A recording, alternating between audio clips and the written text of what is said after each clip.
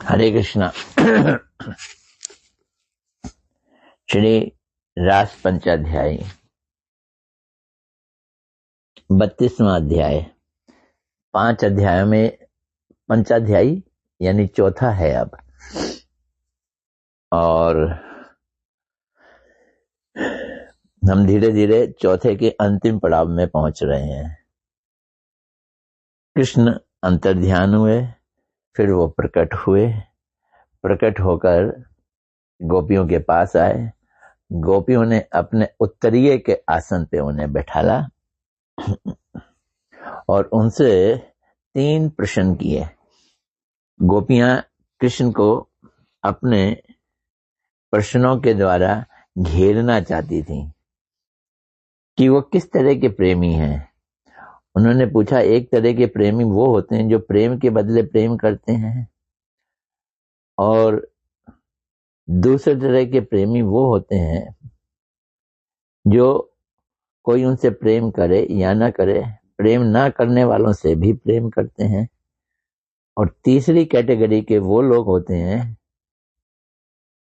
जो बिल्कुल भी प्रेम नहीं करते, प्रेम करने वालों से भी प्रेम नहीं करते, प्रेम ना करने वालों से भी प्रेम नहीं करते। अच्छा, आप बताइए, आप किस कैटेगरी में आते हैं, किस श्रेणी में आते हैं? भगवान कृष्ण मुस्कुराते हुए बोले। ये अब हमें भगवान कृष्ण के उत्तर सुनने हैं। आइए पहले प्रणाम कर लेते हैं। नमो विष्णुपदाय राधिकाय प्रियात्मने श्रीमद् भक्ति वेदांत नारायण गोस्वामी इति नामने। श्री कृष्ण लीला कथन सुदक्षम औदार्य माधुर्य गुणेश्च युक्तम वरम वरेण्यम पुष्ट महांतम नारायणम त्वां शीर्षा नमामि। यम प्रव्रजंतम अनुपेत अपेत कृत्यम देवपान विरह कात्युराजुहाव उत्रेति तन्मयतया तर्वो अभिनेदु तम सर्वभूत हृदय मुनिमान्तु अस्मिन्। नारायणं नमस्कृत्यं नरं चैव नरोत्तमा देवीं सरस्वती व्यासं ततो जयम् उदीरयेत्। नष्टप्रायेषु अभद्रेषु नित्यं भागवत सेव्या भगवती उत्तम श्लोके भक्तिर्भवति नैष्टिकीम्। मैं 17 दिसंबर को ऑस्ट्रेलिया जा रहा हूँ। अब वहां से रास पंचाध्यायी, ये ग्रंथ मोटा है, इसको तो नहीं ले जा सकूंगा मैं, और कितना कर पाऊंगा मैं कह नहीं सकता। 32 तो मैं यहाँ समाप्त कर दूंगा। 33 में महारास हुआ, और 33 के बाद का लास्ट श्लोक बहुत इम्पोर्टेंट है। देखो, कोशिश करूंगा मैं। किताब ले गया तो जरूर उसका सुनाऊंगा। तो भगवान ने क्या कहा? भगवान बोले,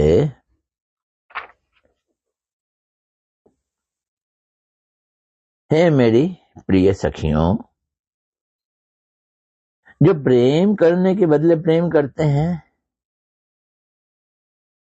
उनका तो ये प्रेम स्वार्थ के लिए होता है, आदान प्रदान है, विनिमय मात्र है। इसमें तो कोई सौहार्द नहीं है, और धर्म भी नहीं है, कर्तव्य का भाव भी नहीं है। इनकी जो ये प्रेम चेष्टा है, केवल स्वार्थ के कारण ही होती है। इसके अतिरिक्त और कोई उसका प्रयोजन नहीं है। इसमें वैष्णव तोषणी टीका में श्रील जीव गोस्वामी पाद जी कहते हैं, टीका सुन लीजिए। जैसे जो लोग जिस रूप में देवताओं का भजन करते हैं, देव देवियों की पूजा में हम देखते हैं, देवता भी उन लोगों को उसी प्रकार से भजन करते हैं। श्रीमद् भागवत में भी ये बात कही गई है। जिस प्रकार से गाय भैंस आदि पालन करने से वे पालन करने वाले को दूध आदि प्रदान करती हैं, उसी प्रकार यज्ञ इत्यादि द्वारा भली भांति प्रसन्न होने पर देवता लोग यज्ञ करने वालों को धन संपत्ति स्वर्ग आदि तक भी दे देते हैं। तो जो उपकार के बदले में उपकार देती हैं, यानी उपकार करने के लिए उन्हें उपकार पाने की आशा होती है, इस प्रकार जो भजन करते हैं, ऐसे एकनिष्ठ लोगों का केवल मात्र स्वार्थ है। वो स्वार्थ के कारण सारा उद्यम करते हैं, मेहनत करते हैं, इसलिए ऐसे भजन प्रीति में सौहार्द नहीं होता, धर्म भी नहीं होता।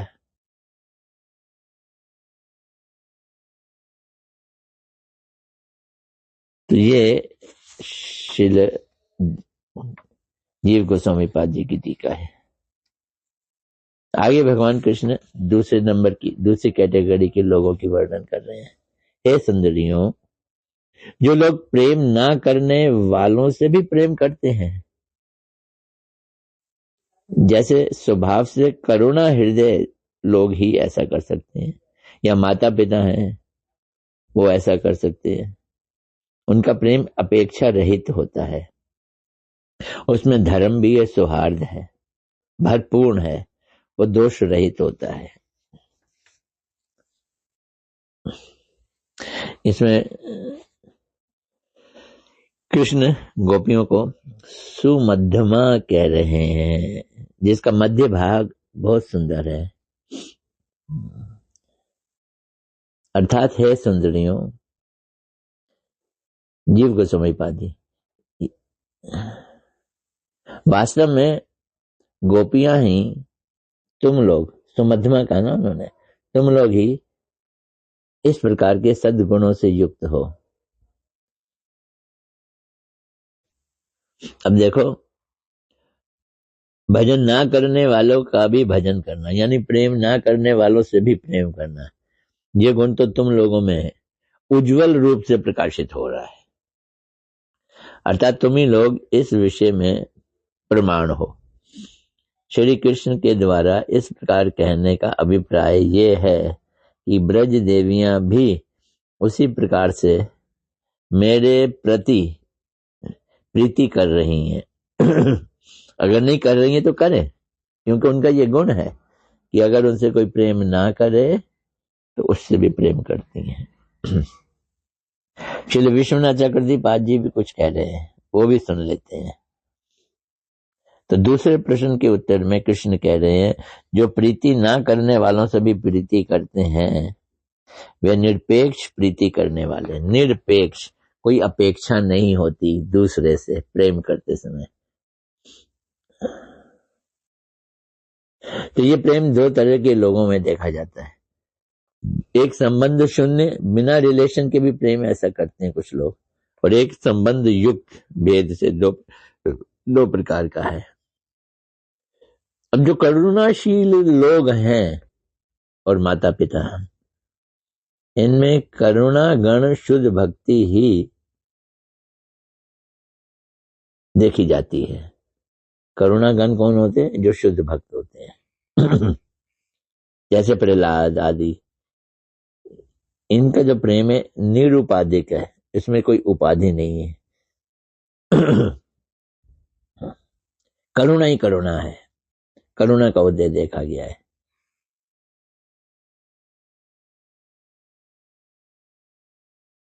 तो कोई सा भी उदाहरण यहां देख लें, संबंध वाला या बिना संबंध वाला, इसमें प्रत्युपकार की अपेक्षा नहीं है, रिटर्न की कोई उसमें इच्छा नहीं होती। इसलिए है सुमध्यमाओं, अर्थात है सुंदरियों। क्यों बोला ऐसा? इस संबोधन के द्वारा ये बताया गया है कि श्री कृष्ण ये भी बतला रहे हैं कि तुम्हारी शोभा तुम्हारे इस मध्यम प्रश्न में है। सुमध्यमा होना, मध्यम प्रश्न तुम्हारा, उसमें तुम्हारी शोभा है। क्योंकि मेरे उत्तर के निंदित उदाहरण के कारण समझा जाता है कि प्रथम और अंतिम दोनों प्रश्न तो निंदित हैं, वो तो प्रेमियों के हैं ही नहीं। तो ये बीच वाला प्रश्न, मध्यवर्ती प्रश्न, उसका उत्तर का आधार तो तुम ही लोग हो। आगे कृष्ण कहते हैं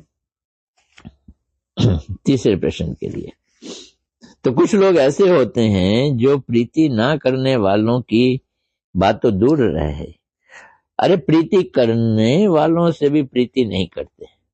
ऐसे लोग चार तरह के होते हैं। पहले आत्माराम, तो आत्माराम तो किसी से प्रीति करते नहीं है, करो तो ना करो तो। आप्त काम, जो अपनी ही अंदर समस्त कामनाओं को पूरा कर चुके हैं। और तीसरे हैं अकृतज्ञ, जो आभार मानते नहीं है, अकृतज्ञ। और चौथे हैं गुरुद्रोही। तो ये चार तरह के लोग होते हैं।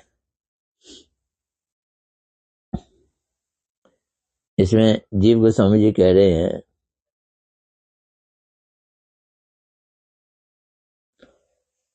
कृष्ण ब्रज देवियों का परित्याग कर अंतर्ध्यान हो गए, इस कारण वो निष्ठुर हैं। इसलिए गोपियों की धारणा थी कि कृष्ण से प्रीति करने पर भी वो प्रीति नहीं कर रहे, इस कैटेगरी में आती हैं। इसलिए जो प्रीति करने पर भी प्रीति नहीं करते, ये उनमें से होंगे। कृष्ण मानेंगे इस चीज को, हम घेरेंगी उनको, वो ऐसा चाहती थी। अब कृष्ण आगे क्या कह रहे हैं? हे गोपियों, मैं तो प्रेम करने वालों से भी वैसा प्रेम नहीं करता जैसा करना चाहिए। ओहो, ये भगवान कृष्ण का जवाब सुन लो, हम साधकों के लिए भी कुछ आई ओपनिंग होगा, हमें समझ आ जाएगी भगवान दर्शन क्यों नहीं देते। खुद बोल रहे हैं कृष्ण, स्पष्ट बोल रहे हैं। ये भागवत का श्लोक है, कहीं इधर उधर से नहीं लिया गया, वो भी रास पंचाध्यायी को, कि मैं अपने से प्रेम करने वालों से भी वैसा प्रेम नहीं करता जैसा करना चाहिए। ऐसा नहीं कि मैं प्रेम करता नहीं हूं, ये मैं इसलिए ऐसा करता हूं जिससे कि उनकी चित्तवृत्ति निरंतर मुझ में लगी रहे। अगर मैं उनसे भी वैसे ही प्रेम करूं जैसे वो कर रहे हैं, प्रेम नीचे घट जाएगा। जैसे क्या उदाहरण दे रहे, सुन लो। निर्धन व्यक्ति को कभी बहुत सा धन मिल जाए और फिर वो धन खो जाए, तो क्या होगा? तो उसका हृदय खोए हुए धन की चिंता में लगा रहेगा और ये भूख प्यास भी भूल जाएगा, बस उसी धन की चिंता करता रहेगा। उसी प्रकार मैं भी मिल मिलकर थोड़े से दर्शन देता हूं और फिर छिप जाता हूं, जिससे मेरा चिंतन नित्य निरंतर बना रहे।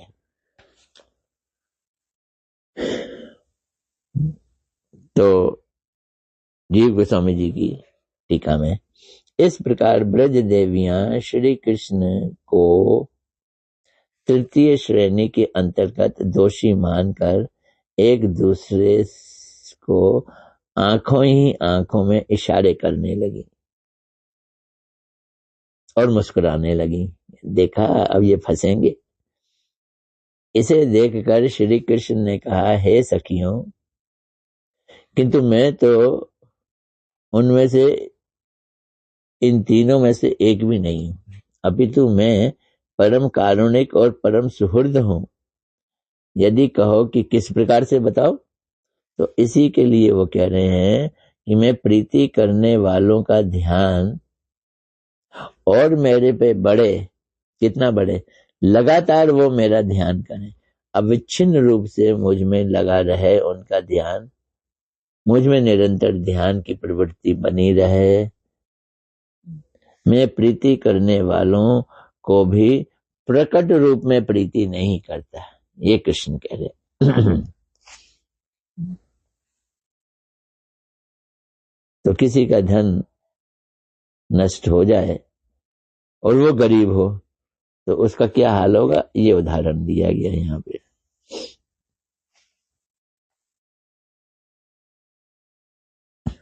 विश्वनाथ चक्रवर्ती जी की टीका देखते हैं, वो क्या कह रहे हैं। यदि गोपियां कहें कि पहले और दूसरे प्रश्न के उत्तर के उदाहरण स्वार्थ वाले हैं तथा दूसरे में तो करुणा वाले हैं, माता पिता के हैं, तुम उन दोनों में नहीं आते, किंतु तृतीय प्रश्न के उत्तर के उदाहरण में तुम लगता है आते हो, है कि नहीं? गोपियां पूछ रही हैं, प्रश्न कर रही हैं।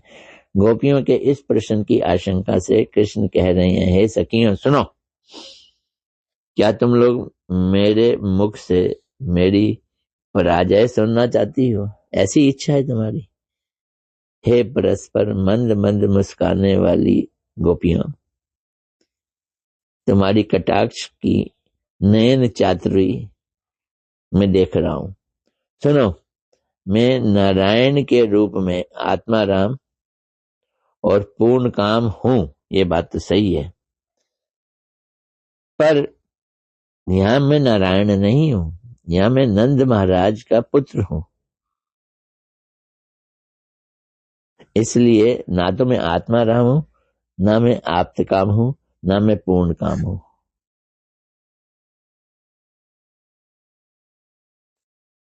और मैं गोप बालक हूं, मुझे न्याय धर्म और ये चीजें आती भी नहीं है।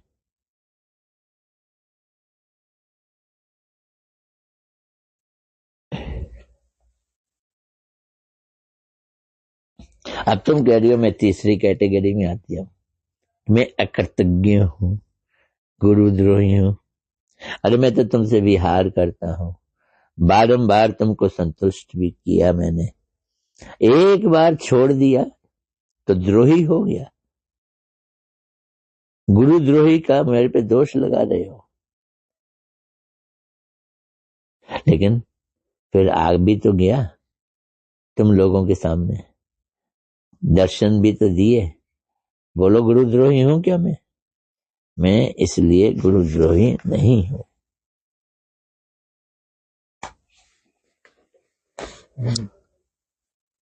देखो, जो मेरे भजन परायण लोग हैं उनका नाम कीर्तन आदि यही तो भजन है ना। उस भजन की वृत्ति की रक्षा के लिए मैं उनका भजन नहीं करता उनके सामने नहीं आता, ताकि उनकी भजन की रक्षा हो। हे अबलाओं,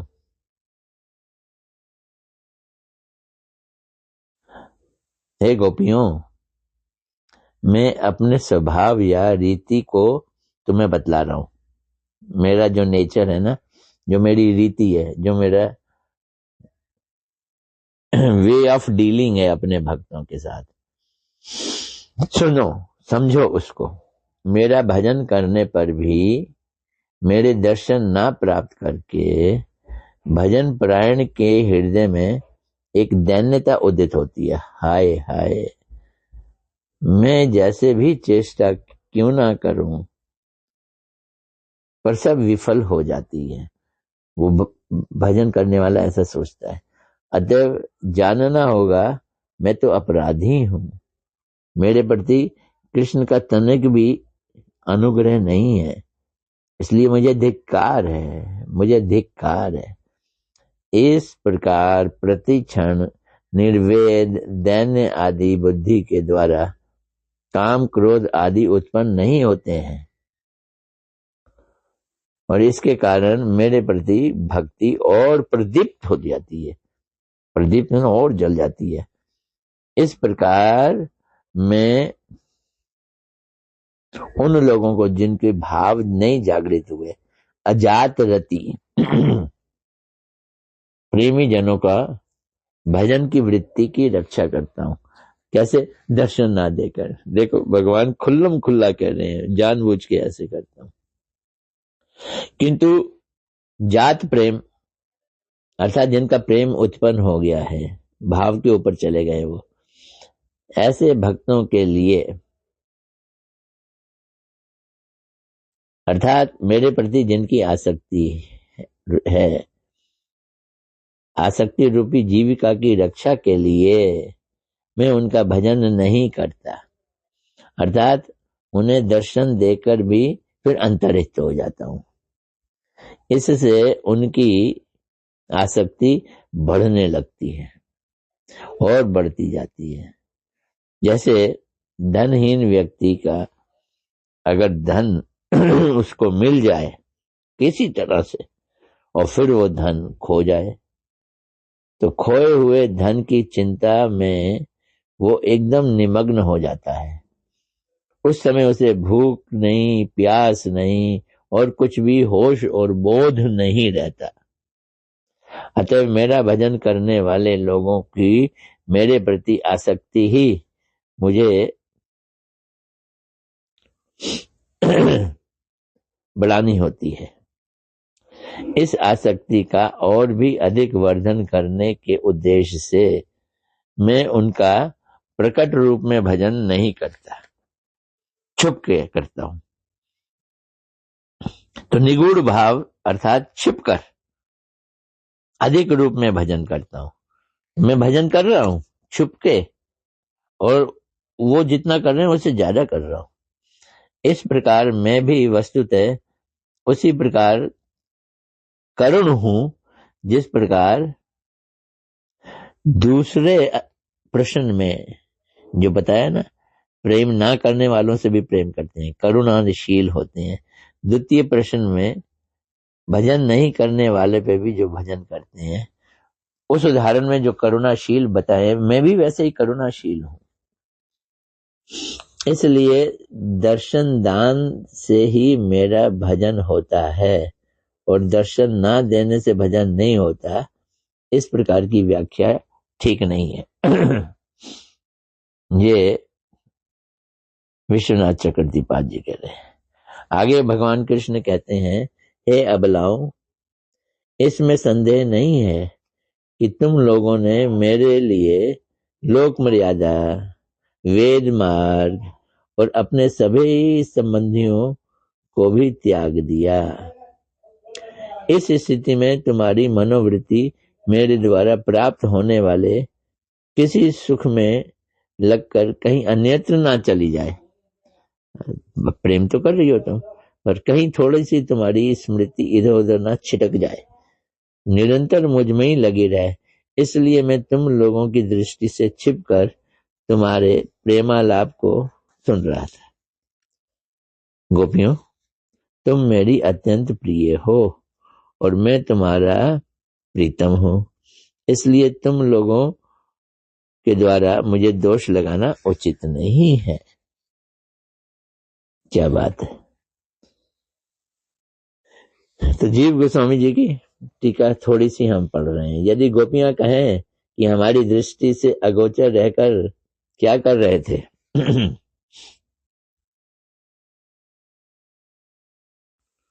तो इसके लिए कृष्ण कह रहे थे कि मैं तब परोक्ष रूप से तुम लोगों का ही भजन कर रहा था, अर्थात तुम लोगों के प्रेम आलाप को बड़े ही स्वाद से आस्वादन कर रहा था। तो यहाँ पे ये चीज छुपा दी कि मैं तुम्हारे प्रेम आलाप को बढ़ाने के लिए छुपा था। नहीं नहीं नहीं, फिर मैं तुम्हारे प्रेम आलाप को सुनने के लिए छुपा था।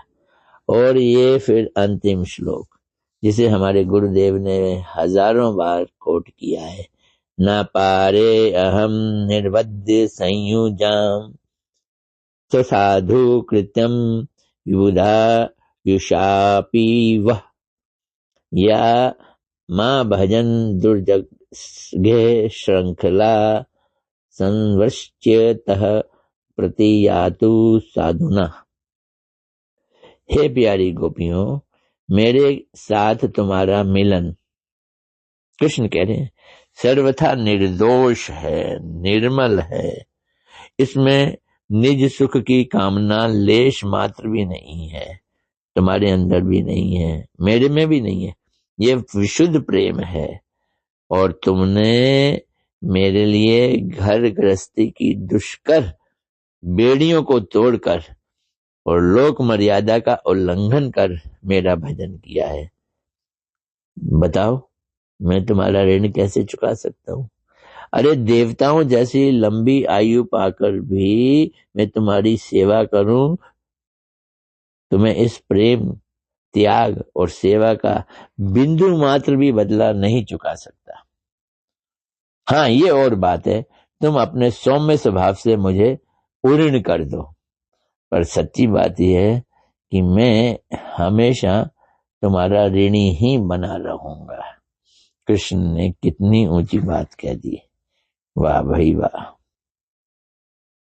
इसमें सारार्थ दर्शनी में श्री विश्वनाथ चक्रवर्ती पाद जी क्या कहते हैं, आओ वो सुनते हैं। हे प्रियाओं, मेरे मन में सदैव जो बात उठती है उसे सुनो। ना पारे अहम, ये बात मेरे हृदय में उठती है तुम्हारे लिए। मेरे साथ तुम लोगों का ये जो मिलन है, ये निर्बद्ध है, इसमें काम नहीं है। तो काम, कर्म, लोक धर्म और शास्त्र की अपेक्षा से ये रहित है, ये निरुपाधिक है। देखो, उपाधि का मतलब होता है जो हमें बाहर से निकल पहन आती है। उपाधि मिलती है डिग्री BA MA की, लेकिन ये नेचुरल है, अंदर से निकला हुआ है, निरुपाधिक है, अर्थात निर्मल है, निर्दोष है। तुम लोगों का नेचुरल भाव साधु ही है, अर्थात तुम्हारा ये स्वभाव है, साधुता, साधुता तुम्हारा स्वभाव है। तुम्हें ये साधु भाव किसी दूसरे साधु वस्तु के संपर्क के कारण नहीं हुआ, तुम्हारे अंदर है, ये स्वभाव में है, नेचुरल है। इसलिए यदि मैं देवताओं जैसी लंबी आयु प्राप्त करने पर भी तुम्हारी सेवा करके तुम्हारे इस साधु कृत्य को समुचित रूप से बदला नहीं दे सकता, प्रतिदान नहीं कर सकता, तुम्हारे प्रेम के ऋण का शोधन करने में मैं समर्थ नहीं हूं। तुम्हारे एक क्षणिक कृत्य भी प्रत्युपकार करने में असमर्थ हूं, बदले में उसका उपकार नहीं दे सकता। इसका कारण है कि तुम लोगों ने अत्यंत दृढ़ गृहस्थ की श्रृंखलाओं को, पति, ससुर, पिता, भाई और बाकी सारे रिश्तेदार, ये दृढ़ मजबूत गृह श्रृंखला होती हैं, इनको तोड़ दिया है, छिन्न भिन्न कर दिया है और मेरा भजन किया है। किंतु मैंने तो ऐसा नहीं किया। मेरे तो माता पिता हैं, मैं उनसे प्रेम करता हूं, भाई हैं, उनसे प्रेम करता हूं, मित्र हैं, बांधव हैं, सभी के प्रति मेरा स्नेह है।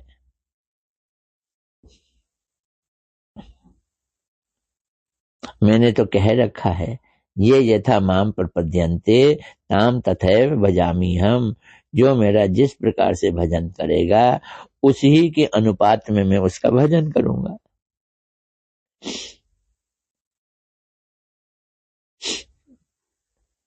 अब तुम्हारे समक्ष मैं हार गया,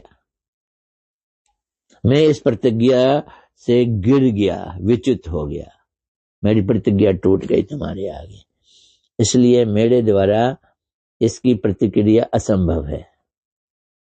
क्या कि मैं इसका ऋण नहीं चुका सकता। अर्थात योगी जिस प्रकार सभी श्रृंखलाओं को छेदन करके मेरा भजन करते हैं, तुम लोगों ने भी मेरे लिए सब कुछ परित्याग कर मेरा भजन किया है, तो तुम योगियों से कम नहीं हो।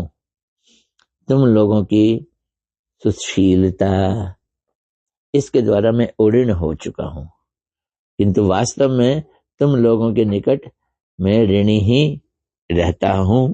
ये मेरा भाव है, ये मैं अंदर से मैं ऐसा विचार करता हूं। श्री कृष्ण के इस कथन को सुनकर ब्रज देवियां अपने अपने मन में विचार करने लगी। परमेश्वर होने के कारण श्री कृष्ण समस्त गुणों से परिपूर्ण तो हैं, ऐसा होते हुए भी दोष उनमें गंध मात्र भी नहीं है।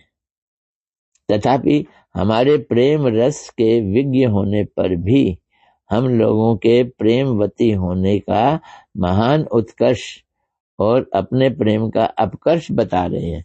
हमारे प्रेम को बढ़ा रहे हैं और अपने प्रेम को घटा रहे हैं।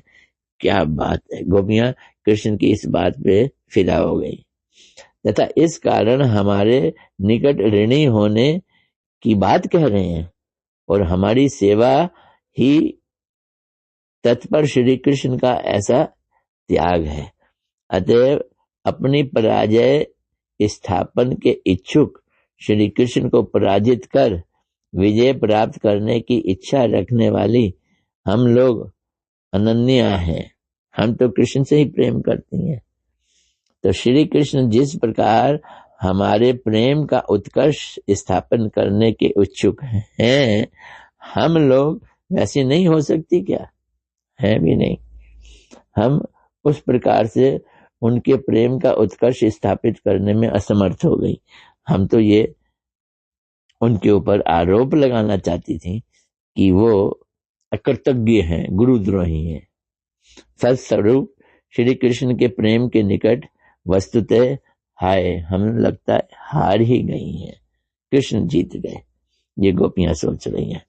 इस प्रकार ये 32वां अध्याय समाप्त हुआ रास पंचाध्यायी का। अब 33वां अध्याय, आखिरी अध्याय। इस अध्याय का नाम ही है महारास। तो इसको हम अभी आज 14 है, 15, 16, 17, तो कोशिश करूंगा मैं 15, 16 में अगर एक कथा दे सकूं और फिर ऑस्ट्रेलिया में जाके कोशिश करूंगा। थोड़ा सा डर और शक रहता है, हो सकेगा कि नहीं। हरे कृष्णा कृष्णा कृष्णा हरे हरे, हरे राम राम राम हरे हरे।